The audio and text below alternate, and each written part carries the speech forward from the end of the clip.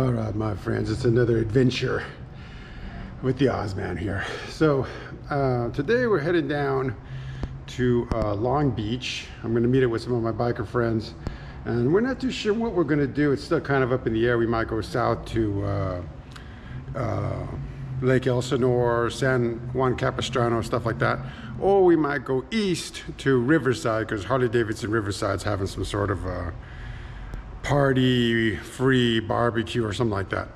But in any case, we'll see what adventure we can get into. So why don't you come ride with me, and we'll see what we see. All right, let's check it out. All right, I'm here at Curly's in Long Beach, and we're about to take off, but my friend's having problems starting his bike. It's not starting for some reason. Just doing a little video documenting. So it's not taking the fob, or it's not taking the pin? Now, I put the new battery in my other. I had two fobs. I put it in there, and I thought it was going to start. I just did it, and then it done. Interpin, bro. So you won't even let me put the. Well, take the fob, take the battery out of the fob like you did before. Huh? Take the battery out of the fob. I did. Oh.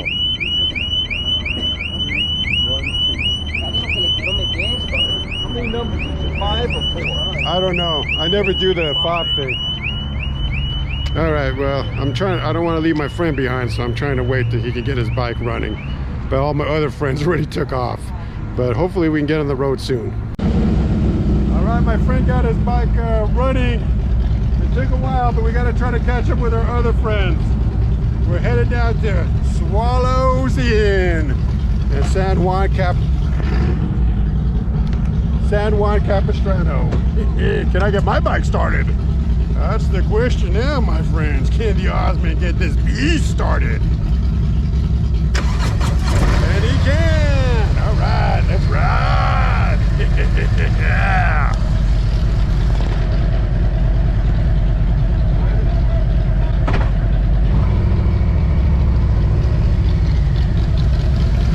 I'll go wherever you want to go.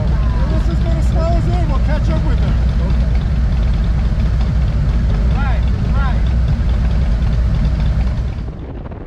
We're on the road again, my friends. Oh yeah. Well, anyway, my friend there, he was having some issues starting his bike. He has a key fob, but it's a key fob for another bike that he used to own. So it doesn't work on this motorcycle, his current green Road Glide. So that's why we had to wait for him to start the bike. He had to put in the code, and yeah, so that was the issue right there. Oh, by the way, look at that car on the right. That's a Ferrari. Isn't that kind of a cool Ferrari? I don't know what the model is, but I was like, wow, that's kind of a cool car. And I was looking at it more carefully as I'm passing by. I'm like, hey, that's a Ferrari. Anyway, I kind of thought it was pretty cool looking Ferrari. I wanted to point that out. Well, anyway, getting back to my friend's situation. So basically, if you don't know, modern Harley-Davidsons give you the option of putting in a code into your bike if your key fob fails. So like if the battery goes dead, or you lose the key fob, whatever, you can put in this code. So he thought he had the right key fob, but it ended up that he had a key fob for an old bike that he used to have. So he has to put the code in order to get the bike started. So that's why we were waiting. Unfortunately, a lot of our other friends, they just took off. My friends, sometimes they're ready to roll and they're not going to hang out. But we're on the bike now, so we're going to catch up to them. We're heading down to Swallows Inn in San Juan Capistrano as you're watching this video. But one thing I wanted to comment on was my friend. He's an older gentleman, I don't know his exact age, but I think he's in his very late 70s. I want to say 78, something like that. Could be a little younger or a little older, but he's somewhere in that ballpark, 78, very close to 80. And some of my other biker friends have said, oh, that guy should retire from riding, or he should get a smaller bike. And they've even voiced this to him. And one day he kind of asked me, he goes, what do you think, Oz? Do you think I'm too old to ride, that I should get rid of my Road Glide and get some small bike? And I'm like, Well, I don't see any reason why you should. You know, you're handling that big bike pretty good. I mean, if it falls on the ground, maybe, you know, if it falls over, you might need to get some help to lift it up. But, you know, you seem to be riding it pretty good. And, you know, to me, he's a smart guy. I mean, even this whole put in the code thing, you know, he puts in the code. He's not like stressing out about the whole thing. You know, he to me is a pretty sharp guy. And one thing about riding a motorcycle is I kind of think it's a little bit like being in the like having the fountain of youth. A lot of my biker friends are older people. I mean, the Harley-Davidson community, it's not a shocker that the majority of Harley-Davidson people are, you know, 45, 50 plus. That's just the majority. Baby boomers, if you want to call them that. Maybe some Gen Xers, like I'm a Gen X, or some Gen X people. But, you know, the younger crowd, they're riding dual sport bikes and stuff like that, speed bikes, sports bikes, stuff like that. So, you know, they're not really in the Harley world yet. Hopefully they'll join the Harley world, but a lot of them prefer, you know, dual sport bikes. But in any case, you know, for me, if you're an older person, riding a motorcycle is great. Now, a lot of people always want to talk about the negatives about riding a bike. You know, you're going to be in an accident, it can kill you, etc., etc., etc. But, you know, from my observation as a rider, I really do think it gives you a lot of positives, and especially if you're an older person, especially if you're an older man, because men in general don't have a lot of friends. That's not, once again, not a shock. I think most people know that. Women are very good at making friendships. Women can always make friends, but men, not so much. But when you own a motorcycle, when you're part of the biker community, you know, people are going to chit chat with you. They're going to talk to you. You're going to make friends. And I think it's a way of being very social and having, you know, companionship. And I think that's a good thing, especially as you get older and it gets harder and harder to make friends. You know, I went to the Philippines not too long ago, and I went to one of their hog chapter rides, and nobody knew, you know, that was my first time there. But everybody was friendly to me. They started chatting with me. I made friendships right away, you know? And that's kind of how it is when you ride. You get this whole friendship community. It's more than just transportation. It's really is a biker community. And it's something that I think helps you, especially as you get older and maybe you know, some of your friends have, start passing away, start having health issues. But if you're in the biker world, you still have more friends. You have other friends. You have this community that can really support you. Also, it's, you know, as other people have said, not just me, it's a great way to deal with stresses. You know, riding a bike is kind of like a little bit of therapy. You know, it kind of gets you in this kind of meditative kind of vibe. You know, and for me, it just is really a great experience riding a motorcycle, and I really think it helps you a lot if you're an older gentleman or older female, because it just brings just a great balance to your life, and it's a good way to continue to have friendships and community.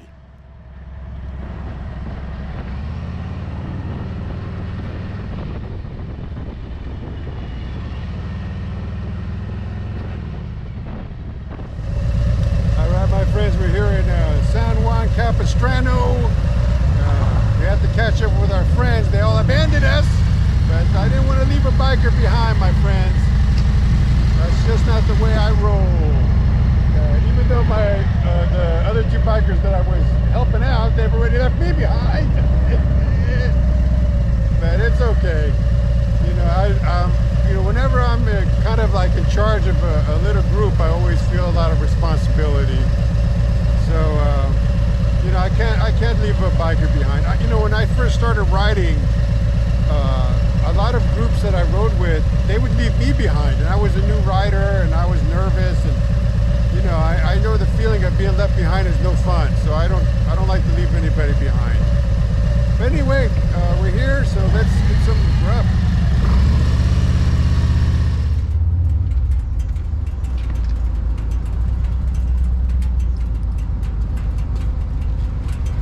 Excel, come over here, park here.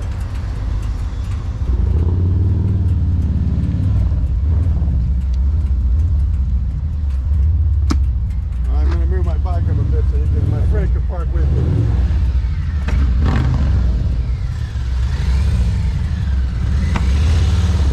Let me move the bike a bit. Can you fit in there, or do you want me to move the bike? If you're handicapped, I don't pay for parking. Okay, well I have to pay though, so I'm going to pay for this little spot.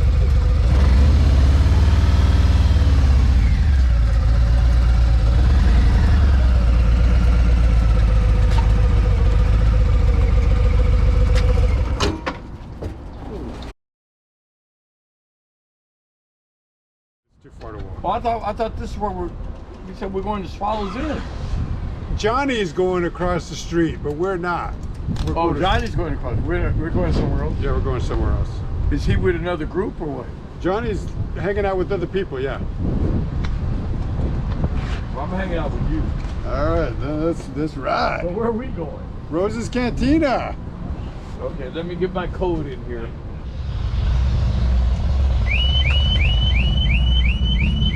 This is kind of a pain in the neck, XL. Huh? What happened? I gotta put the code because I don't have the file. There you go. All right. That bike started. Yeah. The pain you gotta deal with when you don't have your key fob, my friend. All right, let's head up to Rose's Cantina.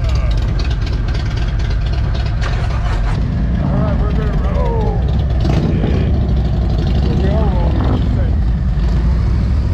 We're not too sure how to get to the location, and the two guys who know how to get to the location already took off.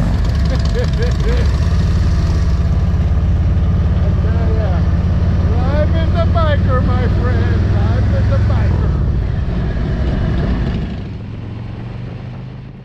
Okay, I don't know how much you heard there. You know, it's always kind of muffled when I'm talking to the GoPro directly. But anyway, as you can see, my friend needed to put the code back into the bike again to get the bike started. So we did that whole thing again.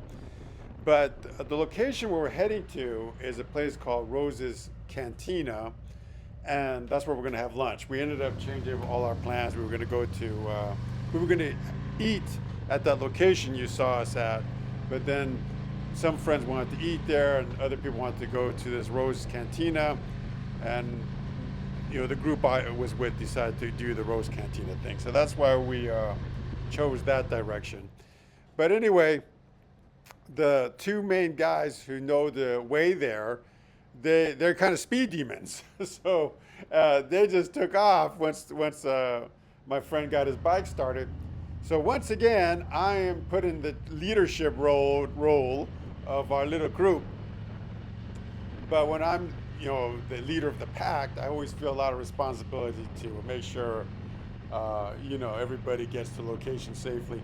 But the weird, or I don't know if it's weird, the sad thing is I really didn't remember exactly how to get there. I had a vague idea how to get there. It all worked out. Spoiler alert, we did get there, but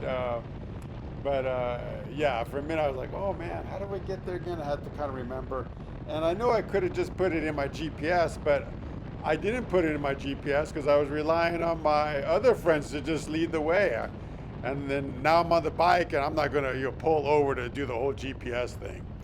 But anyway, that's kind of what I was saying right there in that little portion. Well, we made it, XL. You know, our critics won't admit it, but we made it.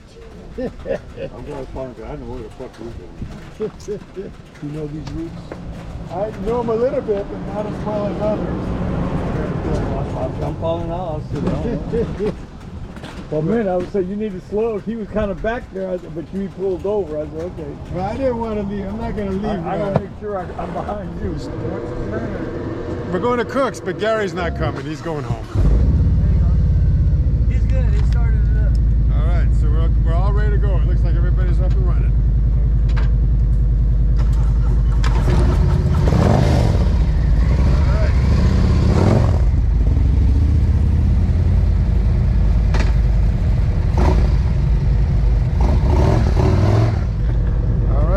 Cook's Corner, the corner of Cook's.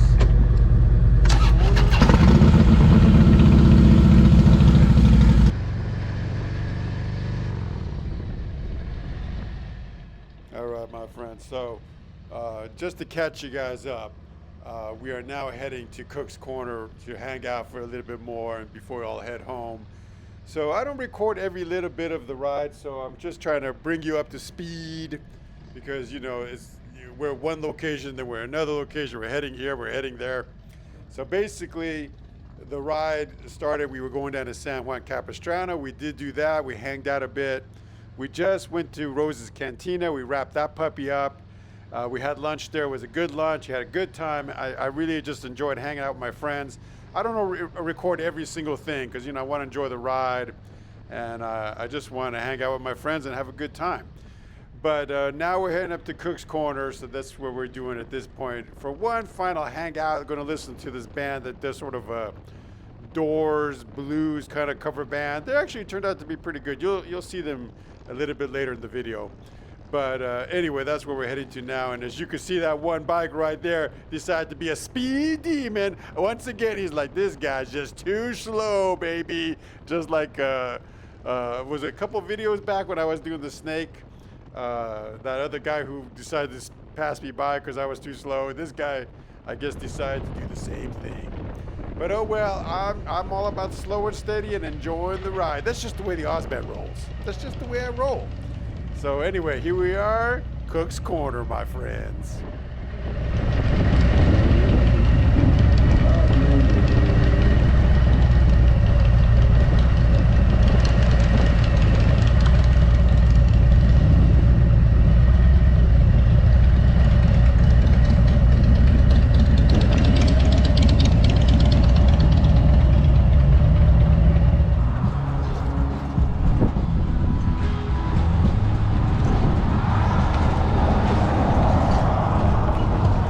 We made it to Cook's.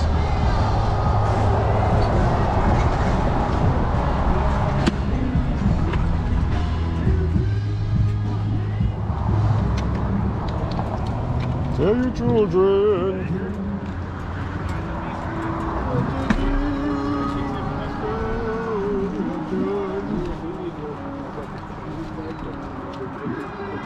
Yeah.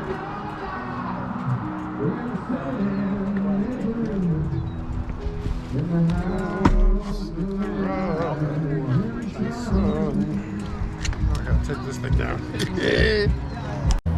All right, I'm here at Cook's Corner. You've been here before with me, but I'm back again.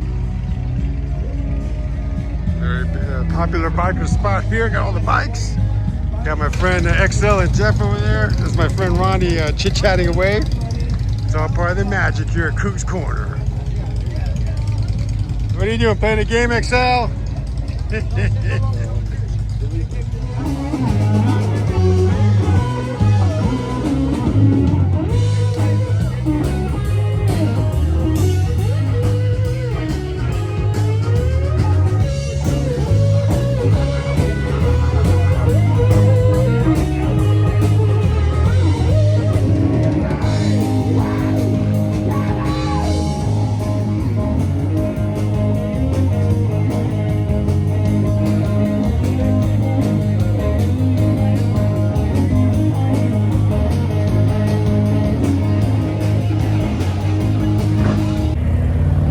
My friends, I think I'm going to wrap up the video here. We're heading back home.